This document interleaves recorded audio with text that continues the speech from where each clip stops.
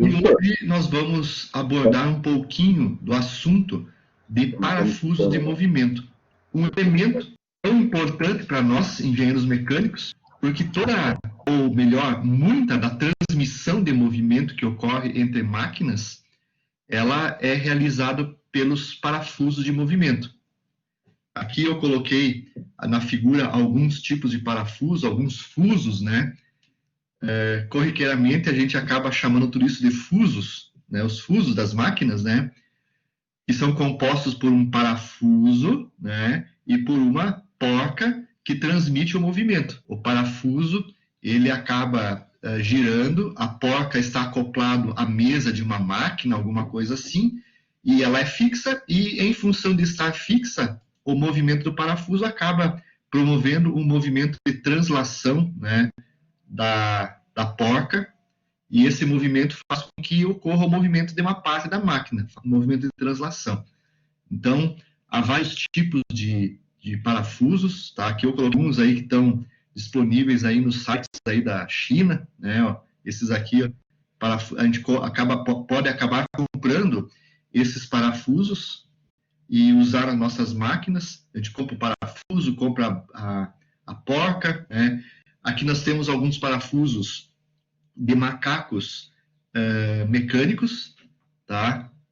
Então, para fazer a elevação de uma carga, nós podemos ter aí um parafuso que gira e faz com que a porca se movimente, né? Como ela está fixa, ela não pode girar, ela se movimenta com o movimento de translação e faz, então, o movimento da carga do sistema.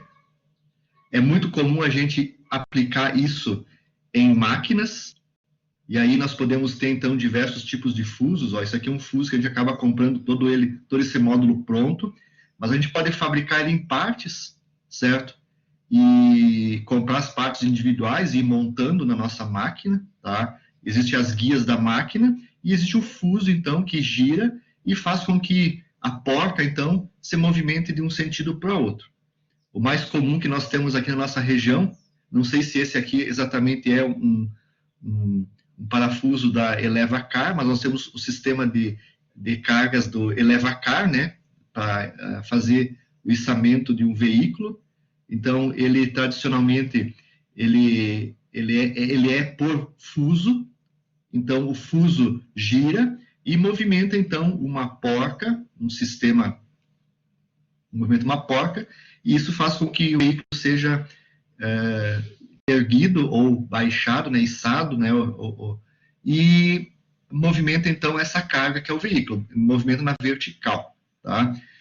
O fuso de uma máquina aqui embaixo de um torno convencional, né, vocês todos já conhecem, no mínimo, um torno convencional, e nas máquinas, ferramentas mais modernas, né, que tem o acionamento por CNC, agora a gente acaba utilizando, então, os sistemas, né, com fusos de esferas recirculantes que garantem uma eficiência, um rendimento maior e uma eficiência, né, uma precisão maior no caso de movimento do CNC, no movimento de eixos das máquinas ferramentas CNC.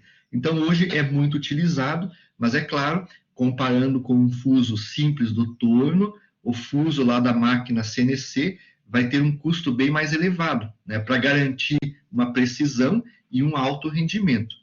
Então, as aplicações dos fusos são bastante grandes, tá? As roscas de movimento, então, a aplicação delas é muito grande.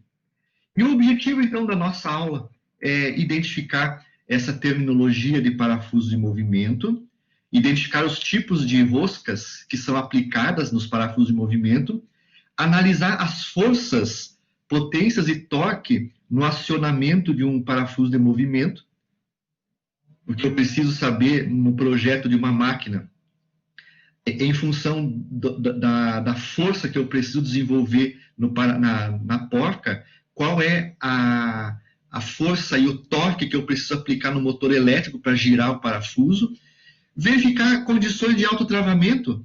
Por exemplo, nós vamos ter condições do macaco mecânico que quando você para o macaco mecânico naquela posição, você está elevando um veículo, o próprio macaco, né, com parafuso que a gente usa nos veículos, quando eu ergo o veículo, chega um ponto que eu preciso manter naquela posição e ele tem que ficar travado. Então, a rosca, ela apresenta uma condição de autotravamento. Então, nós podemos projetar o parafuso para que ele seja autotravante. Quando eu parei de girar o parafuso, a carga para e fica ali. Ela não tem... A carga não vai fazer com que o parafuso se movimente no sentido contrário. E, principalmente, determinar a eficiência da transmissão. Todos os nossos projetos têm que ter uma alta eficiência energética. Tá? Então, a alta eficiência energética começa na definição da alta eficiência das nossas máquinas, dos nossos elementos de máquinas. Então, vamos tentar apresentar para vocês esses elementos aqui dos parafusos de movimento, tá? Então, as aplicações, tá? Então, o travamento, no caso desse de um macaco mecânico, né? Nós, no momento que paramos a carga naquela posição, nós não queremos que a carga empurre o parafuso, faça a carga descer, né? Então, há condições, então, que são importantes de serem avaliadas, então, no projeto de um parafuso. É claro, além da resistência do próprio parafuso, tá? Então, no caso, por exemplo, nesse tipo de parafuso aqui do macaco, quando a porca estiver lá em cima, vai ocorrer compressão no parafuso, e também se essa distância aqui for muito grande, esse comprimento é muito grande, pode ocorrer a flambagem do parafuso. Então, nós temos que projetar o parafuso para ele suportar, na maior parte das vezes, força de compressão e flambagem. Por exemplo, o eleva-carro, né? Quando a nossa porca estiver lá em cima, quando o carro estiver totalmente na parte superior, aqui o carro transmite uma carga para a porca e a porca, por sua vez, transmite a carga para o parafuso. Então, o parafuso ele é comprimido, mas, ao mesmo tempo, ele sofre uma flambagem. Então, nós temos que fazer a verificação do parafuso pela flambagem. Então, no cálculo da resistência, basicamente vai envolver esses dois itens. Resistência, a compressão e flambagem. Bom, as aplicações, então, vamos para a terminologia. A rosca, toda ela tem uma terminologia padrão. Então, a mesma terminologia que nós usamos nas roscas de fixação, usamos também na rosca de movimento, tá? Nós temos o passo rosca, temos o diâmetro nominal do parafuso, o diâmetro de raiz, diâmetro efetivo, o ângulo de flancos alfa, tá? Todos esses elementos temos da mesma forma aqui em parafuso de fixação, temos também aqui nos parafusos de movimento. E temos também, se levarmos em conta aquela área resistente à tração do parafuso, também é levada aqui em conta.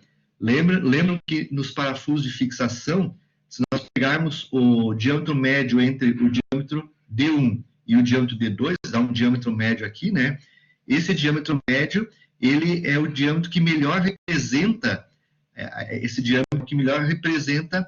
a distribuição de tensões no parafuso, né? Então, para nós calcularmos as tensões no parafuso, nós usamos como área essa área AT, né? Que é a área resistente à tração, que corresponde, então, aproximadamente, então, a esse desenho que eu fiz aqui. Tá? Essa área, não nesse plano, né? Mas no plano, né?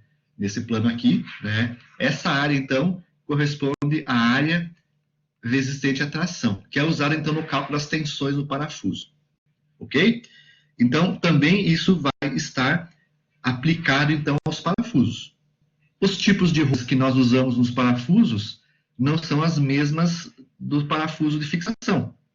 Nos parafusos de movimento, principalmente os tipos de roscas que são usadas são a trapezoidal, a redonda, hoje em dia, então, muito usadas nos fusos de esferas recirculantes, a quadrada e a trapezoidal, né? A dente de serra.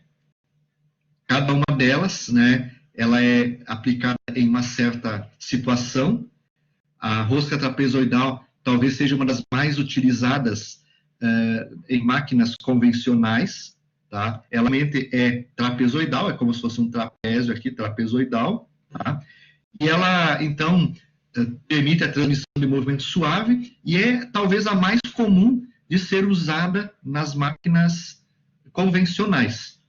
Então, pela facilidade de obtenção dela, tá? Ela pode ser laminada ou pode ser usinada, tá? Então, pela facilidade de obtenção do perfil dela, tá? Se fosse usinada, a minha ferramenta teria que ter alguma coisa assim, né? Para fazer a usinagem do parafuso. Tem que ser um trapézio. Então, esse trapézio da ferramenta é fácil de fabricar essa ferramenta. Então, por isso, talvez ela seja uma rosca bastante utilizada, talvez pela facilidade de fabricação dela. Tá? Então, grande parte das nossas máquinas trabalha com esse tipo de rosca, que é a trapezoidal. Também a rosca redonda, tá? Geralmente ela é utilizada em parafusos de grandes diâmetros, tá? E grandes esforços, equipamentos ferroviários, né? Enfim, nas máquinas CNC modernas, então, aqui ainda nós podemos usar a rosca redonda e utilizar uma esfera para fazer a transmissão, então, do movimento entre a rosca do parafuso e da porca, tá? Para diminuir o atrito, para transformar o atrito de deslizamento em um atrito de rolamento, que é menor. Então, a rosca redonda é uma tendência muito grande nas máquinas modernas. Só que, é claro, a gente paga um pouco mais caro, porque o sistema vai ter vários outros elementos que vão ser colocados aí, as esferas, né? A precisão das esferas, né? O sistema de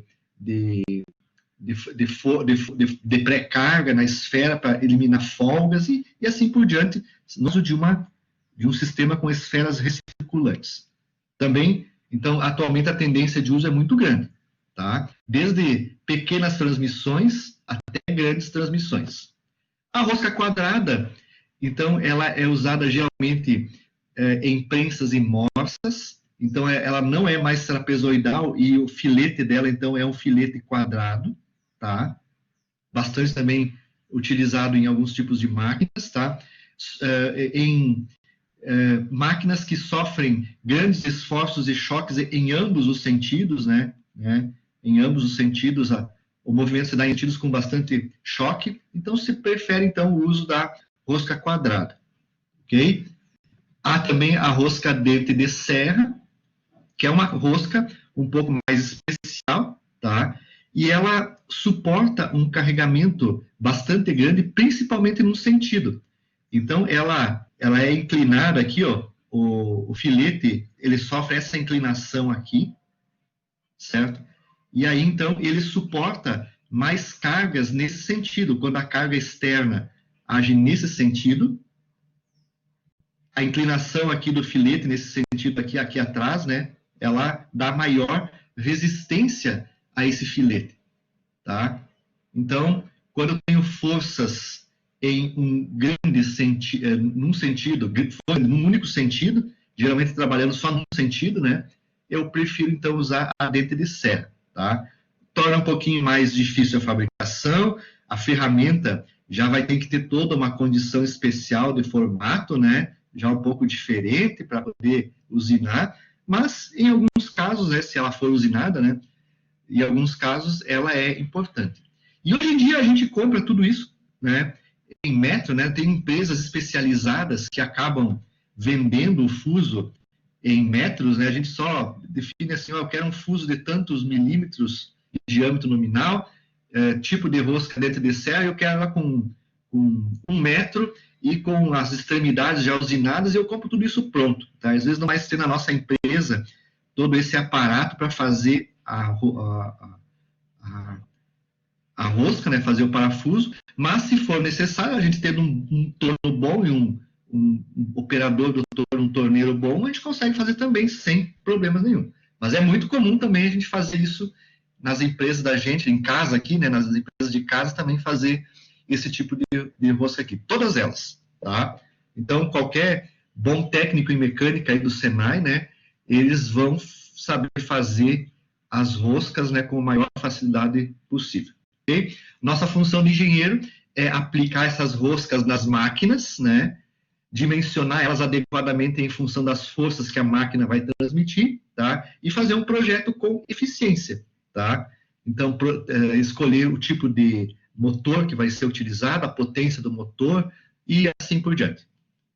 Bom, os fusos podem ter uma entrada ou várias entradas, tá? Então, depende de cada caso.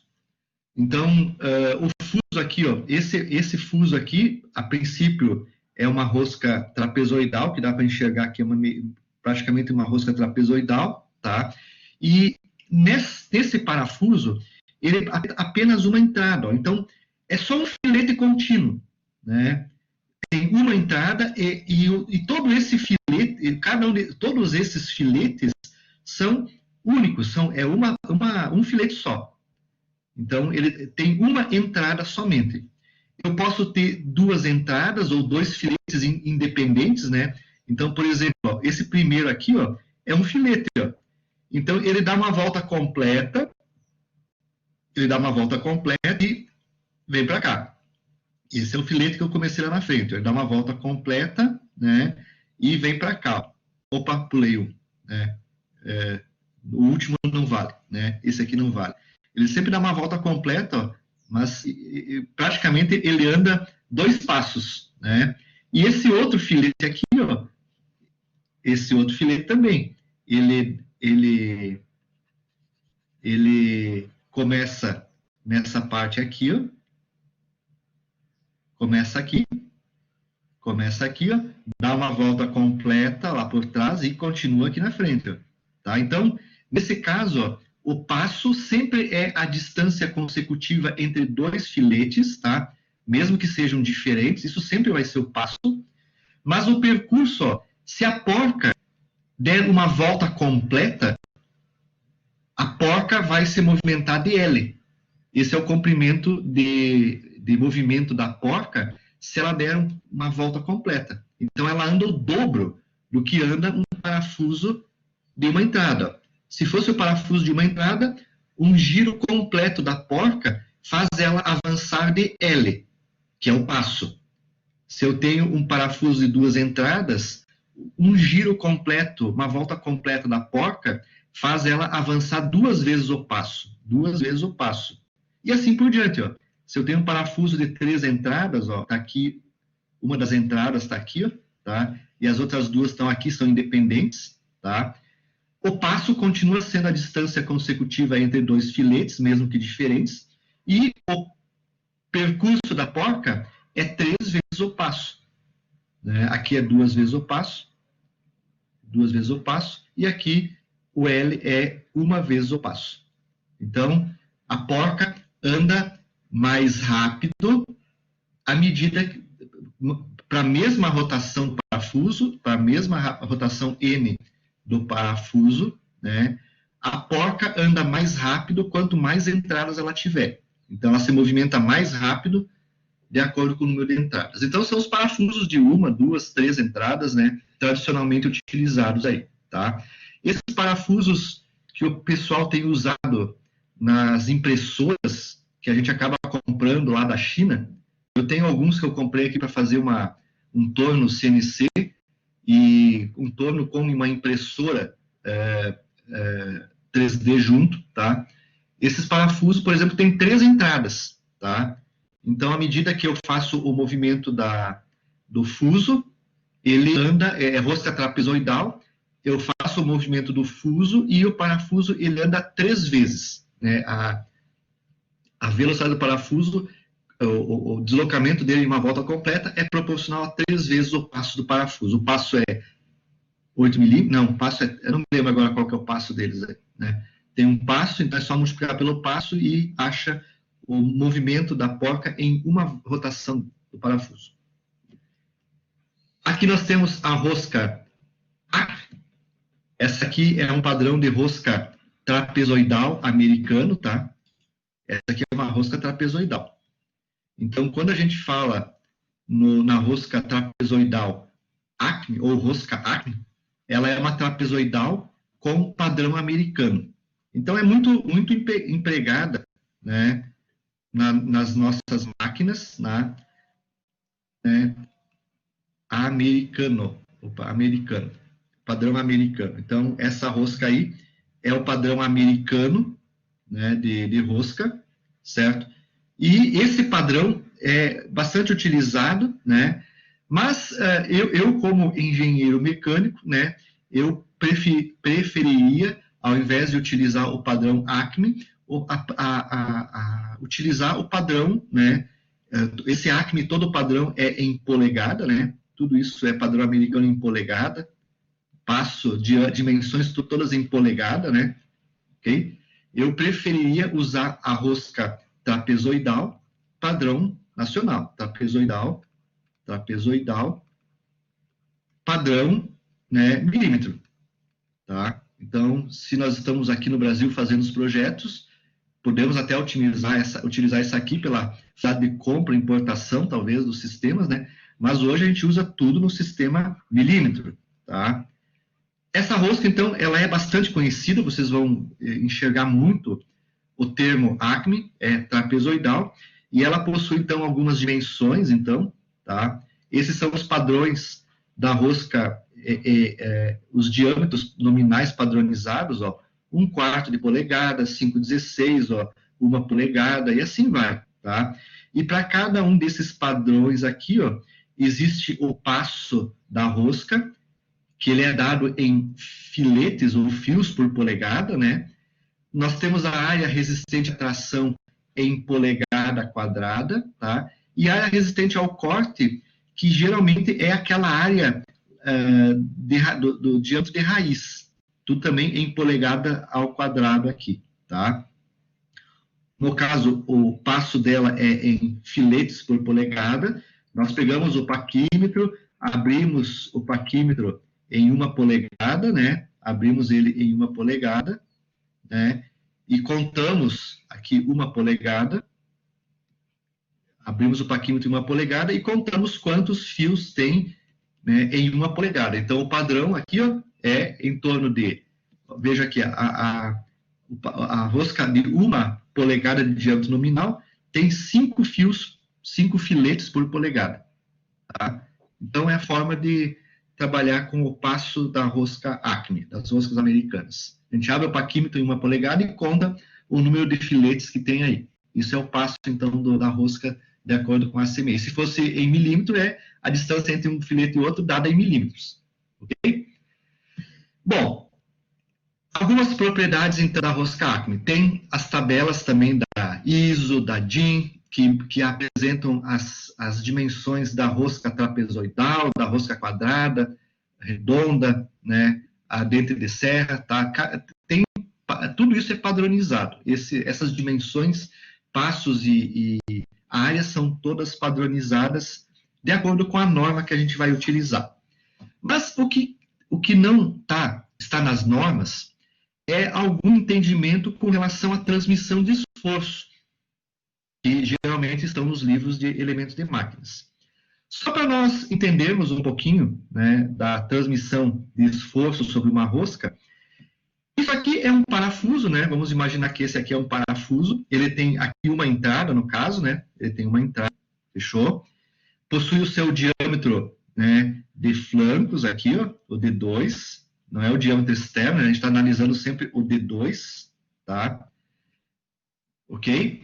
E se nós pegarmos este parafuso e planificarmos a rosca, tá? Imagina que isso aqui é uma casquinha, né? Onde eu tenho lá externamente essa rosca com esse passo aqui, tá?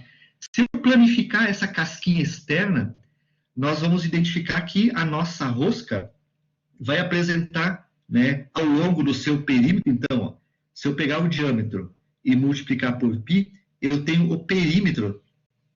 Essa linha reta aqui, ó, é o perímetro, né, da circunferência onde está o D2, tá? πd2, então é o perímetro, e isso aqui corresponde ao passo da nossa rosca, fechou? Então, se nós planificarmos a rosca, nós vamos ver que vai aparecer aqui esse ângulo lambda, tá? Que nesse nosso caso, ele corresponde, então, ao ângulo de hélice da rosca. É o passo sobre π vezes D2. O pessoal que está vendo elemento de máquinas 3, lá em elemento de máquinas 3, nós chamamos esse ângulo de beta, que é o ângulo de inclinação de hélice, tá? Na engrenagem é o beta, e aqui na rosca é o lambda, tá? É a mesma fórmula que a gente trabalha para engrenagens helicoidais, é aplicada aqui também em parafuso. Só que no parafuso o termo é lambda, tá? Então, esse lambda, essa inclinação lambda, pode ser encontrada, então, se nós olharmos aqui, nós formamos um triângulo retângulo ao passo, né? Aqui eu tenho o passo, um cateto do triângulo, tá? Esse outro cateto que é o perímetro, certo? O perímetro. E aí formamos um triângulo, então. E esse ângulo aqui é o ângulo de hélice do parafuso, ângulo lambda. Então, tangente de lambda, eu conheço o cateto oposto e conheço o cateto adjacente. Tangente de lambda igual a cateto oposto, o passo, sobre cateto adjacente, que é o perímetro. E calculamos, então, o valor do lambda, a partir destas informações aqui. Então, o ângulo de hélice sai do passo e do diâmetro, né, D2. Bom, então, a nossa rosca poderia ser imaginada como sendo um plano inclinado, né? Imagine aí que eu tenho um plano inclinado. Imagine que essa aí seja a rosca do parafuso. Ela é como se fosse um plano inclinado. E é a partir desse plano inclinado que nós vamos entender como as forças e os torques agem na transmissão do movimento. Então, para isso, nós vamos começar agora a analisar o seguinte, ó. Esse aqui é um parafuso de movimento. Vamos imaginar que aqui esteja a rosca. Isso aqui, a princípio, é uma rosca pelo jeito trapezoidal, pela figura. Existe o passo. Aqui embaixo, imagine um macaco, né, então, né, ou, no caso, sabe, eleva-car, então, ali, né, um parafuso de um eleva-car, por exemplo, tá? Então, eu tenho a rosca, aqui, eu tenho a carga, que geralmente está aplicando, nesse caso, uma força para baixo. Devido à força da gravidade, a força é para baixo, no sentido da Terra, tá? Existe aqui, então, o diâmetro D2, que é o diâmetro de flancos, né? Mais ou menos aqui, então, eu tenho o diâmetro D2, que é esse aqui. Então, aqui eu tenho o raio, né? Aqui eu tenho o raio. D2 sobre 2, então, me dá, então, esse raio, tá? Eu tenho o passo, aqui eu tenho o ângulo de flancos. No caso, por isso que eu falei que eu acho que é um trapezoidal, porque tem um certo ângulo alfa, que corresponde ao ângulo de flanco. Se fosse um parafuso rosca quadrada, esse ângulo seria 0 graus, né? E o parafuso, então, para poder suportar, tem que ter um colar ou mancal, né? Eu prefiro mais o termo mancal, né? Ele tem um mancal de espora. Esse termo colar, eu acho que colar é mal traduzido do inglês para o português, é um mancal, tá? É um mancal. Esse mancal, então, é um mancal axial, ele suporta a carga axial que é aplicada ao seu parafuso, tá? E existe um atrito entre essa parte aqui, ó, tá? Existe um atrito. Agora sim vem a palavra colar. O colar, tá? Do mancal, ele vai gritar contra a superfície de uma outra peça, tá? E vai, então, transmitir essa carga axial para a estrutura da máquina. Então, pessoal, aqui eu tenho, nesse colar, geralmente, só para situar vocês, nós temos também, né, um diâmetro. Então, o parafuso tem um diâmetro e esse mancal também tem um diâmetro médio. Então, aqui, ó, entre o diâmetro externo e o diâmetro interno, existe um diâmetro médio, que é, nesse caso, o raio médio aqui, então, né? Aqui existe um raio RM, que o subíndice M aqui, ó, é um raio médio, tá? Entre o externo e o interno é um raio médio, Mas esse subíndice aqui chama-se raio do Mancal. Raio do Mancal. Tá? Esse subíndice aí é raio do Mancal. Então, um raio do Mancal que nós vamos imaginar depois nesse raio aí a aplicação de algumas forças. Ok? Então, aqui eu tenho, possivelmente aqui, ó, vou ter a rosca aqui na porca. Aqui em cima eu tenho a rosca da porca. E toda a carga, então, ela é aplicada sobre a porca, que o parafuso pode fazer a porca subir ou descer. O movimento do parafuso pode fazer a carga subir ou descer. Tá? Então, na análise de movimentos, o que vai ser importante para nós é saber qual é a potência mecânica, qual que é a potência do motor elétrico que vai ser necessária para fazer essa carga subir ou para fazer essa carga descer.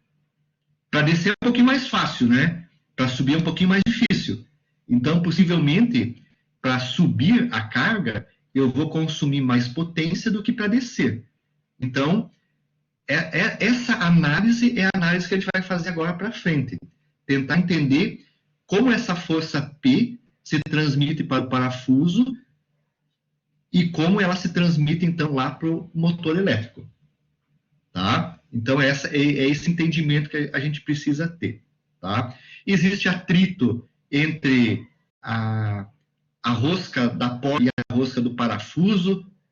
Existe atrito entre o colar do mancal e o apoio da estrutura da máquina, né? Entre o mancal, então existe atrito nessa região toda aqui. E existe a transmissão de força. Essa carga pesão aqui, ó, ela em algum momento ela vai ser aplicada sobre a rosca. E aí eu tenho que transformar essa carga P em torque, aplicada no motor elétrico, aplicada no parafuso devido ao motor elétrico. Então, como é que nós vamos fazer isso? Primeira parte é analisar as forças que são aplicadas no parafuso. Como eu falei, o parafuso tem que ser imaginado para subir carga e para descer carga. Ou carga no sentido, carga, né, no outro sentido. Mas geralmente tem essa condição aí, subir ou descer. Tá? Então, o que a gente vai fazer? Nessa análise, eu vou ter que fazer a análise na subida e na descida. E vou imaginar, então, que o parafuso seja o plano inclinado. Isso aqui é o plano inclinado. É o plano inclinado. É o parafuso. E esse bloquinho, eu vou imaginar a rosca da porca. Isso aqui é a rosca da porca. Então, a gente vai substituir a rosca da porca por um bloquinho que se movimenta no plano inclinado. É aquela velha história da física, né, onde nós temos, né, um bloquinho se movimentando no plano. Esse bloquinho tem uma força normal aplicada nele, e quando ele se movimentar aqui para a direita, vai aparecer lá na interface entre o bloquinho e o plano, vai aparecer uma força de atrito. Né? Essa força de atrito, lá na física, essa força de atrito é a normal vezes o coeficiente de atrito entre os dois planos, entre as duas superfícies. Tá? Que no nosso caso, a gente vai chamar aqui, se não me engano, de F, friction, né? O coeficiente de atrito. Mas olhem bem, lá da física, né, nós vamos aplicar exatamente aquilo da física aqui. Então, ó, o nosso plano não é um plano na horizontal, e sim é um plano inclinado. O nosso plano é inclinado. Tá? O nosso plano, então, é um plano inclinado, e o bloquinho, então, tá? O bloquinho está inclinado, como está na figura aí. Ó. Então, a relação que a gente tem lá com o que nós já estudamos é essa. Tá? Então, o que vai acontecer nesses elementos aí? Ó? Vou dar uma apagadinha aqui, para liberar um pouquinho o ruído aqui. A carga P é a carga de serviço. A carga pesão aqui é a carga de serviço que eu preciso movimentar, pesão. Então, sempre, vamos pensar lá no parafuso do eleva-carga, sempre a carga está vertical. É a carga P vertical. Eu estou elevando uma carga. Pensem no sistema de elevar carga. Eu estou elevando a carga. Quando eu colocar essa carga P para subir, eu estou analisando a subida. Eu tenho que aplicar uma força na porca, devido à transmissão do movimento, para empurrar esse bloquinho para cima.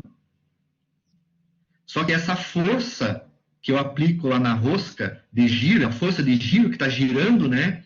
Essa força, ela está aplicada, né, perpendicular, né, à vertical. Então, eu aplico essa força na porca, vamos imaginar, no parafuso de porca, eu aplico essa força na porca, empurrando ela para cima. Só que o atrito que existe entre a porca e o parafuso, aqui tem um coeficiente de atrito, ó. Tem um fator de atrito. Ela gera uma força de atrito no sentido contrário à subida, que é essa força F. Essa força F não é coeficiente de atrito, isso é uma força de atrito. Isso aqui seria força de atrito. Esse F aqui, ó. Tá? Não é o coeficiente de atrito, é força. Ela gera uma força de atrito que se situa no plano inclinado. O bloquinho, né? O bloquinho vai estar sujeito a uma carga normal. Ele tem que estar sujeito a uma carga normal. Para mim achar a força de atrito, eu preciso saber a normal. A normal é sempre perpendicular à superfície. Ó, sempre perpendicular à superfície. Então, essas são as forças que vão surgir na subida. A minha força F tem que ser aplicada para vencer a força de atrito, que se opõe ao movimento. Já no caso de uma descida da carga, é a figurinha do lado, a força F vai ser aplicada para fazer o bloquinho descer. Então, a força de atrito, ela age no sentido contrário. A força de atrito age no sentido contrário. E existe a carga de serviço que eu quero elevar, e existe, em função dela, vai aparecer uma normal aqui, ó, tá? Uma normal, de acordo com o modelo matemático lá da física. E aí, então, a partir disto aqui, né, que nós vamos deduzir as equações de força e torque que são transmitidos, tanto para a subida como para a descida. Em função de não ter o ângulo de flancos, né, a rosca quadrada é a primeira análise que nós vamos fazer. Ó. O ângulo de flancos dela é zero. O alfa dessa rosca é zero. Já no caso da rosca trapezoidal, ela tem um certo ângulo de flancos, né? Isso aqui representa o ângulo de flancos da rosca trapezoidal. Então, numa primeira abordagem, vamos calcular, fazer a análise de força e torque para a rosca quadrada, porque é mais simples de entender, porque não precisa decompor forças, né, no sentido do ângulo do flanco, tá? O ângulo alfa é zero. Então, vamos, num primeiro momento, fazer a análise de forças, tanto para a subida como para a descida, primeiro momento para a subida, para a rosca quadrada, cujo ângulo de flancos, então, é 0 grau. E aí vem, então, isso aqui, ó. Vamos colocar na subida. Tudo parte da estática. Equilíbrio de forças horizontais e verticais igual a zero. Como aquela regra é importante lá da mecânica estática. Quase que toda a parte mecânica está ligada com essa análise aí, tá? Então, nós vamos fazer aqui a análise, ó. Temos o bloquinho, que é a porca, e o parafuso é o plano inclinado lambda. Nós temos que fazer o somatório de forças na direção x igual a zero e o somatório de forças na direção y igual a zero. E a partir dessas duas equações que se formam aí, encontrar uma relação entre a normal e a carga P. Ó. No final, a gente vai encontrar isso aqui. Desculpe. Nós vamos ter no final uma relação entre normal e carga P. Tá? Vamos fazer então esta análise aí. Tá? Deixa eu apagar isso aqui e vamos fazer a análise. Para fazer o somatório de forças em X e em Y igual a zero, eu preciso decompor essas forças. Em primeiro lugar, essa força de atrito Fzinho, ela pode ser decomposta numa força... Meu Deus, vamos fazer certinho aqui. Ela pode ser decomposta numa força horizontal, um triângulo, e pode ser decomposta em azul, vou colocar aqui em azul, numa direção vertical. Tenho duas componentes. Essa força azulzinha aqui, ó, ela vai ser o F vezes seno de alfa, de lambda, né, do plano inclinado, e essa força vermelha, se nós olharmos pela perspectiva dos ângulos aqui, essa força vermelhinha é o Fzinho vezes cosseno do ângulo alfa. Ângulo lambda. Ângulo lambda, que é o plano inclinado. Essa força normal, ela vai poder ser decomposta nesta direção em X e também na direção Y. Vou ver azul. Também aqui, ó. Né? Então, ó, aqui eu estou com o ângulo lambda. Esse aqui é o ângulo lambda. Tá? Então, essa componente, aqui está o lambda, aqui também está o lambda. Então, ela está nessa posição aqui. Ó. Então, essa componente aqui vai ser a normal vezes cosseno de lambda. E essa componente vermelha vai ser a normal vezes seno de lambda. E aí, então, com todas essas forças na horizontal e vertical, eu posso fazer o somatório de forças em X. Então, em X, eu tenho a força F, nesse sentido, então, é positivo, tá? Menos a componente F cosseno de lambda, que era no sentido oposto, F cosseno de lambda, menos a componente N seno de lambda, que está aqui embaixo, ó, essa componente aqui. Ó. Tudo isso igual a zero. A força de atrito FA é igual ao F. Ela é igual também a normal vezes o coeficiente de atrito. Isso aqui é o coeficiente de atrito. Então, nós podemos colocar ela ali também. Ó. Onde eu tenho F, eu coloco coeficiente de atrito vezes normal. Vezes cosseno de lambda menos N seno de lambda. Colocando a normal em evidência aqui, ó, e levando o F para o outro lado da igualdade e ajeitando aí os sinais positivo e negativo, nós chegamos então que, pela somatória de forças em X, a força F é igual a normal vezes o coeficiente de atrito entre as duas roscas, né, roscas do parafuso e rosca da porca, vezes o cosseno de lambda mais seno de lambda. Tá aí, então, a relação do somatório de forças em X. Já em Y, nós temos as componentes. Vamos começar aqui. Ó. Primeira delas, essa aqui. Ó.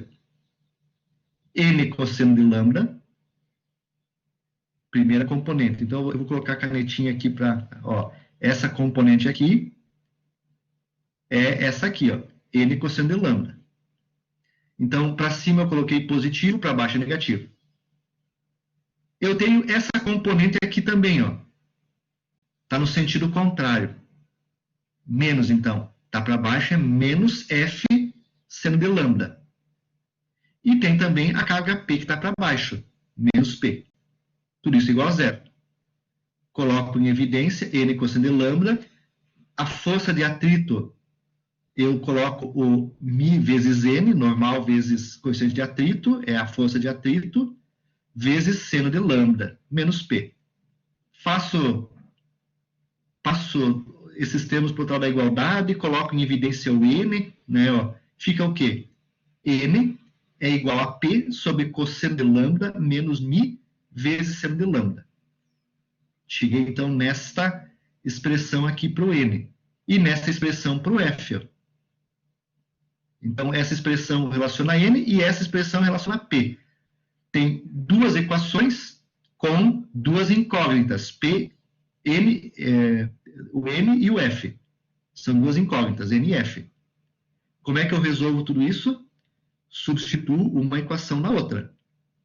Vamos pegar esta expressão aqui, ó, o N, e vamos largar ela aqui dentro. Aí, então, eu consigo achar a relação entre F e P. A força que eu preciso para girar a porca para elevar a carga de serviço. Que é essa aqui, então. Ó. Substituindo uma dentro da outra. Então, ó, vamos só voltar de novo. Ó. Então, ó, o N, ó, se eu colocar o N aqui, ó, o N é P dividido por, abre parênteses, cosseno de lambda menos Mi vezes seno de lambda. Tá aqui, ó. Então, deixa eu tirar aqui. Isso aí é o N. Tirei daqui, ó. Então, fazendo essa multiplicação aqui, dividido por isso aqui, resulta nessa equação aqui, ó. Essa é a força F que nós temos que aplicar na porca para elevar essa carga P de serviço. Em função somente das características da rosca. Em função do ângulo de hélice, lambda, ó, lambda, e do coeficiente de atrito entre a rosca e o parafuso, entre a rosca do parafuso, entre o material parafuso e o material da porca. Os materiais que estão ali geralmente podem ser aço-aço, mas geralmente é um aço, parafuso de aço e porca de bronze. Né? Ok? Latão, bronze, né? Uma liga de latão, né? Algo assim, né? Então, geralmente a configuração é essa, porca de latão, bronze, né? Os dois são praticamente e aço. Então, eu tenho o coeficiente de atrito entre os dois e aí eu posso, então, fazer esse cálculo. Tá? Somente a partir, então, das características do parafuso, materiais e assim por ou pode ser aço-aço também, tá? Geralmente é um aço-aço. Então, eu calculo o F. Então, se nós olharmos de cima da rosca, está aqui a rosca. Ó. Esse aqui é a rosca olhando de cima. Então, essa força F é uma força que tem que ser aplicada, tá? Lá no diâmetro de flancos da rosca. Então, essa força F é uma força que tem que empurrar o bloquinho para cima, né? É uma força, então, que é aplicada no diâmetro de 2. Está aqui o diâmetro, aqui está o raio R2 da rosca, né? Essa força F é uma força tangencial ao raio R2. E aí, então, se eu pegar essa força F e multiplicar pelo raio, olha o que acontece. Isso aqui é o raio. Eu calculo o torque necessário para erguer a carga. Então, esse torque é o torque que tem que ser aplicado para vencer o atrito entre o bloquinho, entre a rosca do parafuso e a rosca da porca. É esse torque aí, ó. Força vezes R2. Então, para mim calcular o torque para vencer o atrito da rosca, é esse aqui. Força, eu pego toda essa expressão aqui e multiplico pelo raio ou diâmetro de 2 sobre 2, né? Que é o raio, né? Então, surge esse termo aqui, ó. Deixa eu só apagar essas figurinhas aqui. Isso aqui. Surge esse termo que é ó, TRS.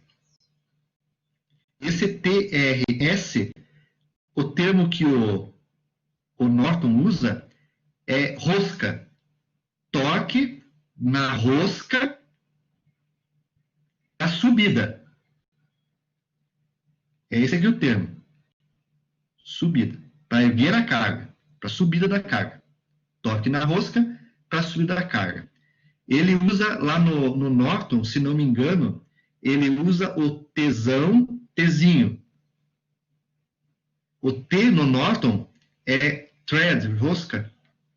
Eu acho que tem um thread, rosca. Acho que é assim que se escreve, thread, rosca. Não estou lembrado agora se tem o R ou não tem ali. Então, no Norton, se vocês olharem o Norton, esse TRS é o Tzinho thread de rosca. Então, é só para vencer o atrito na rosca.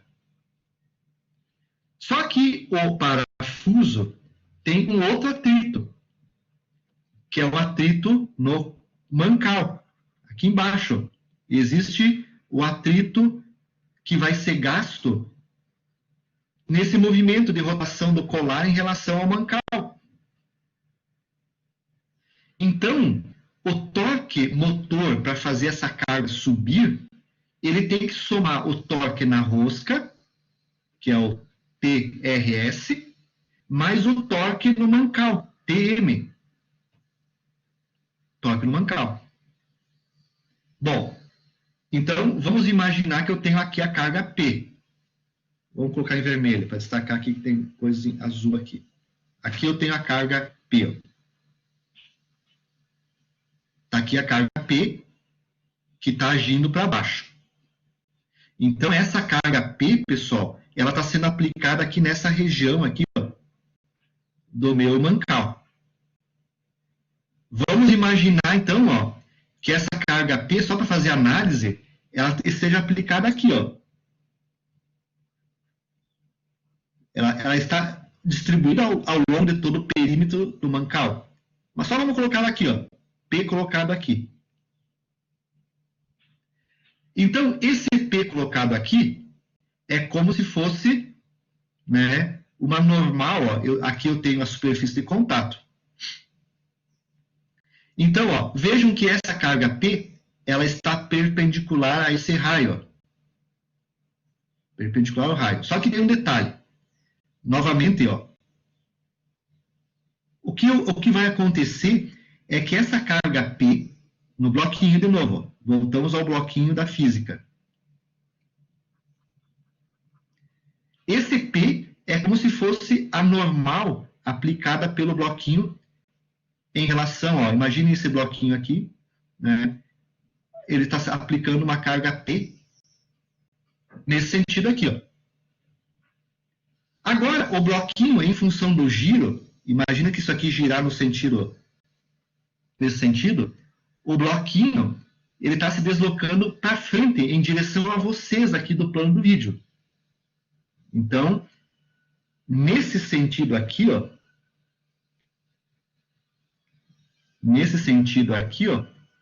vai aparecer um vetor força perpendicular ao plano do vídeo de vocês, saindo para fora do plano, que é a força de atrito. A gente sabe que a força de atrito é a força normal vezes o coeficiente de atrito. Só que esse coeficiente de atrito agora é entre este material aqui, ó, e esse material aqui de baixo. Aço, por exemplo, né? Entre o atrito mancal. A nossa normal nesse desenho é a força P, vezes o coeficiente de atrito no colar, então, no mancal aqui. No mancal. Então, ó, essa força de atrito ela está saindo do plano do plano aqui da minha figura. Ou seja, se eu fizesse uma figurinha aqui, ó, circular, vamos ver se dá para fazer aqui. Fazendo uma figurinha aqui circular, ó, acho que vai dar. Vamos fazer em cima das outras aqui. Eu tenho, esse aqui é o parafuso, o mancal lá embaixo, ó. É esse mancal aqui, ó. Então, o meu P está entrando aqui nesse plano e a força de atrito está nesse sentido aqui, ó. tangenciando, então, esse plano aqui embaixo. Tá entendendo? Está saindo do plano do quadro.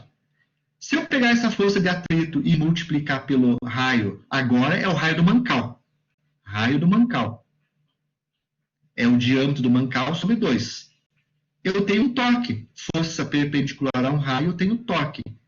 Então, acaba aparecendo aqui o torque que vai ser necessário vencer para poder girar uma peça em relação a outra. Então, surge aqui agora no lado, aqui na figurinha ao lado, surge o torque no mancal. O torque no mancal é o que, então?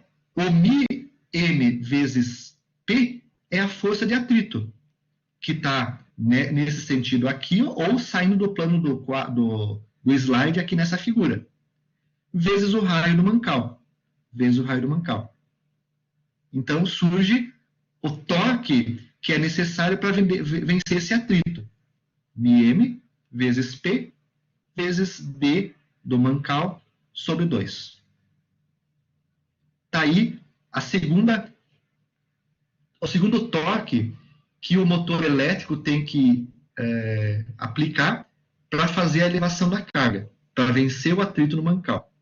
O mancal pode ser um mancal de rolamento, se aqui fosse um rolamento, né? Se aqui eu tivesse um rolamento suportando essa carga, eu colocaria aqui o atrito, coeficiente de atrito do rolamento, que é bem menor que o do deslizamento, né? Então, eu colocaria aqui, se fosse o caso, o coeficiente de atrito, por exemplo, do rolamento, se aí tivesse um rolamento, né? Do rolamento. E assim vai. Ou do deslizamento, como o caso aqui. Então, eu preciso vencer na subida esse torque e também tenho que vencer esse torque mancal. Então, o motor elétrico, ele tem que aplicar esse torque aqui, ó, torque TP. É o torque para vencer o atrito da rosca, subir a carga, mais o torque no mancal. E aí, somando as duas parcelas, ó, essa parcela aqui é o torque na rosca, e essa segunda parcela, o torque no mancal. Essa passa a ser a expressão para nós dimensionarmos o motor. Então, o torque no parafuso, agora o P aqui de parafuso, tá? O torque no parafuso. O parafuso de movimento tem a rosca e tem o mancal. Então, para vencer a perda, o atrito nesses dois elementos, nós temos o torque no parafuso, TP, que é a soma dos dois, então. Isso para subir a carga. Para subir a carga. Se eu fosse descer a carga, a análise seria a mesma. Só o que mudaria? Isso aqui, ó. Isso aqui agora, ó, fazendo a mesma análise para descer o parafuso. Então, para descer o parafuso, eu vou aplicar força aqui agora, nesse ponto, e o atrito é contrário. Aí, eu tenho a primeira parcela, que é o torque para vencer o atrito da rosca, e o torque para vencer o atrito do mancal.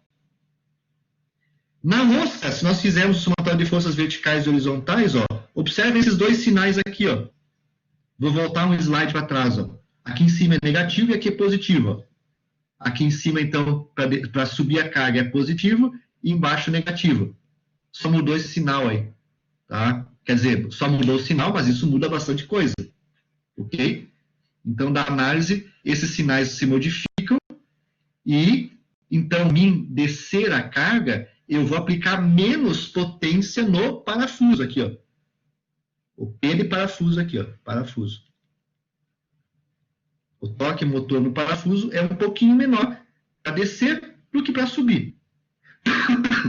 Mas não é muito diferença, tá, gente? Porque o atrito não muda muito aqui, ó. O atrito é o principal elemento entre os dois, ele não muda muito, é pouca coisa. E aí, então, nós podemos usar essa fórmula aqui, ou agora colocando as duas juntas, né? Então, na rosca quadrada, para fazer a subida da carga, subir, eu aplico essa fórmula aqui mais e menos, e para descer a carga, né, aqui o dele descer, eu aplico essa fórmula aqui, onde aqui é menos e aqui é mais. Então, nós já temos a expressão para poder fazer o dimensionamento do motor elétrico. Já tenho, então, né, essas informações para fazer isso. Então, a partir de agora, a gente pode fazer o cálculo e tomar uma decisão em qual motor elétrico que eu preciso colocar aí, qual a potência, qual a rotação e qual a potência, né, para fazer tudo isso. A rotação do motor elétrico vai depender da velocidade da carga e a rotação, né, e a potência depende do torque e também da rotação. Ok? Então, vejam que isso é para o parafuso quadrado. É esse parafuso aqui, ó, com a rosca quadrada. Nesse parafuso, o ângulo de flancos é 0 graus. 0 grau. Se nós fizéssemos a mesma análise para o parafuso trapezoidal, aqui, rosca Acme trapezoidal, nós teríamos uma equação similar para subida e descida, só que nessa equação, agora aparece o ângulo alfa aqui, ó, que é o ângulo de flancos. Então, no parafuso trapezoidal, eu tenho isso aqui agora.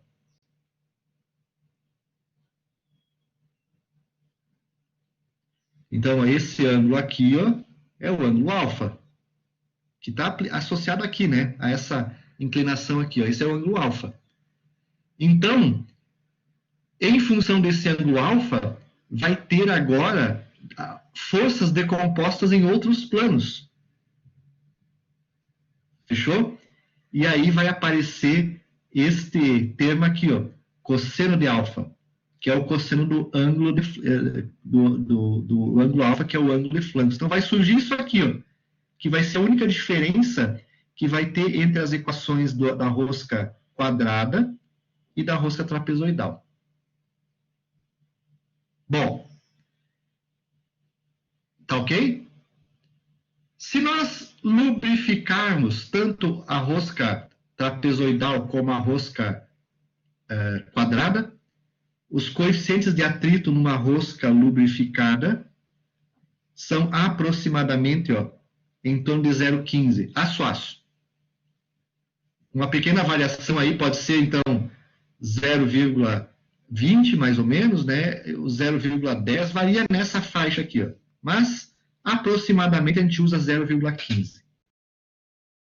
Então, vou fazer o projeto com rosca lubrificada, parafuso lubrificado, o que vai acontecer, usa o 0,15, tá? Como coeficiente de atrito na rosca do parafuso.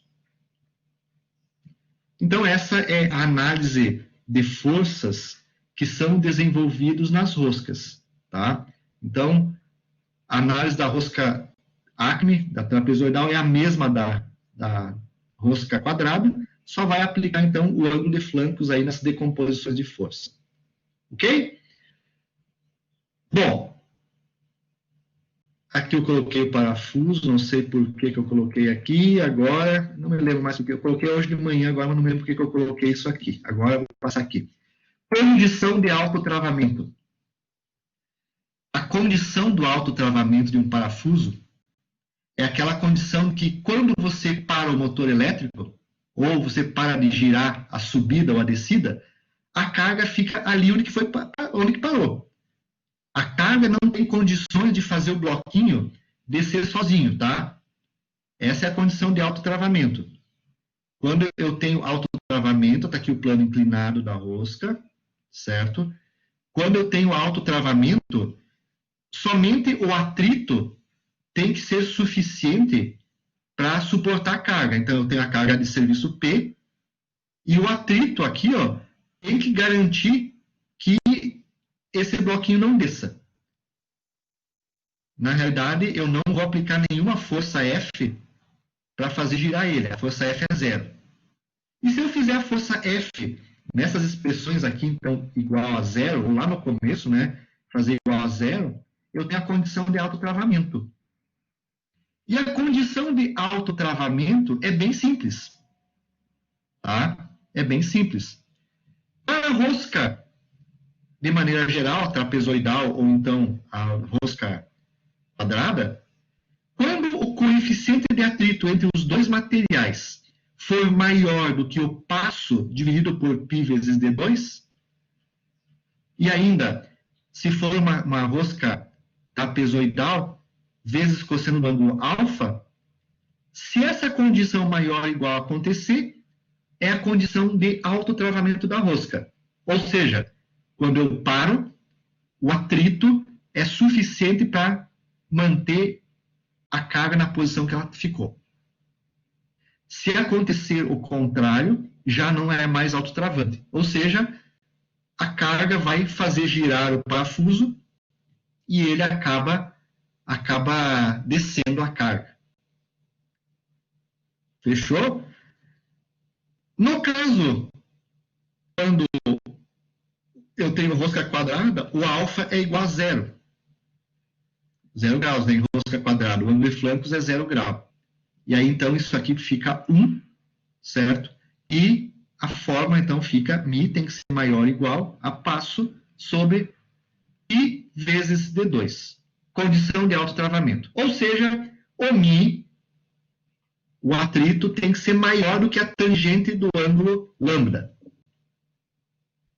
E essa fórmula aqui vai acompanhar nós, pessoal, em muitos outros elementos de máquinas, freios, engrenagens, né? Uma série de outros elementos aí vai acompanhar freios, embreagem, vai ter essa fórmula aí associada de alguma forma a autotravamento, tá? Mas aqui no caso específico do parafuso, essa então é a condição de autotravamento da rosca. Se for uma trapezoidal, vezes cosseno do alfa, tá? Então, é a condição de autotravamento de uma rosca de movimento. O pessoal, então, lá eu não lembro lá eu não lembro do sistema dos Elevacar, né? Mas eles devem estar projetando com a condição dessa, para evitar que o carro desça quando o sujeito está embaixo do carro fazendo manutenção. Então, é uma rosca típica de autotravamento. A rosca do macaco, de elevação do carro, para trocar o pneu do carro, né? Aquele macaquinho lá que está lá, hoje em dia é um fio de cabelo, né? Ninguém mais usa macaquinho aquele, é só para uma condição extrema.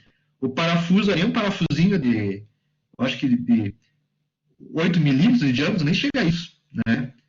Então, lá naquele macaco, é obrigatório ter a condição de autotravamento da rosca. Porque senão o sujeito leva o carro, vai trocar o carro, de repente, pum, desce o carro. Tem que ter uma condição de autotravamento naquela rosca lá também, que é uma rosca de movimento. E, por fim, nesse projeto, nós temos então, a eficiência da transmissão. Vejam, pessoal, que eu tenho que calcular o rendimento desse negócio, do parafuso.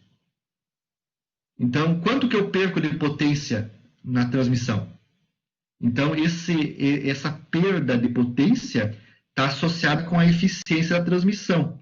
Quanto eficiente é esse meu parafuso? Para calcular essa eficiência, há toda uma dedução, mas, basicamente, ela está relacionada com o ângulo de flancos, com o coeficiente de atrito na rosca e com o ângulo lambda. A partir, então, desses dois ângulos, nós temos como ter essas três informações, né? A partir dessas nós podemos calcular a eficiência da transmissão, né? Quanto de calor é gerado, então? Tá? Então, eu estou movimentando uma carga com motor elétrico, só que ali ele tem uma eficiência, eu tenho que adicionar um pouquinho mais de potência no motor elétrico para vencer essa eficiência, né? A eficiência, então, está associada com o calor, com o trabalho que é perdido em calor. E a partir, então, dessa eficiência, eu posso determinar também o calor que é gerado e fazer uma análise de temperatura do sistema, se for necessário em alguns casos. Geralmente não, mas é possível fazer. Então, eu tenho a eficiência do meu parafuso de movimento. Tá? Observe que quando o lambda igual a zero, a eficiência torna-se zero, pois nenhum trabalho será executado. Né? Então, aqui, ó, se o meu plano inclinado aqui, o lambda, for 0 grau, eu estou aqui, então não tem mais parafuso, né, porque não vou conseguir levar carga. Quando isso aqui, então, né, for... quando isso aqui for lambda 0 grau, praticamente a eficiência é zero do sistema. Fechou? Então, isso é o que eu queria passar para vocês nessa aula teórica de hoje. Tá? Esse material está presente nos livros do Shigley, os mais antigos, tá? E também está presente principalmente nos livros do Norton, tá, pessoal?